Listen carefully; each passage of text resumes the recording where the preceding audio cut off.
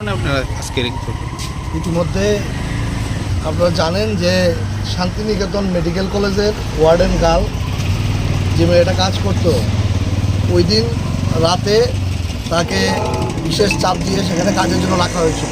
পরদিন তার মৃতদেহ উদ্ধার হয়। মৃতদেহ উদ্ধারের 6 ঘন্টার মধ্যে ময়নাতদন্ত হয়নি।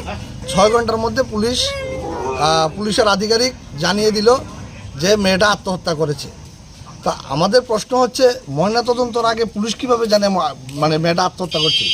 সেখানে কিছু গোপন করার বা কাউকে আড়াল করার প্রচেষ্টা নয়তো। তো ভারতের গণতান্ত্রিক যুব ফেডারেশন এবং ভারতের ছাত্র ফেডারেশন বেলাবর চারিপাড়া অঞ্চল কমিটি আমরা এই যে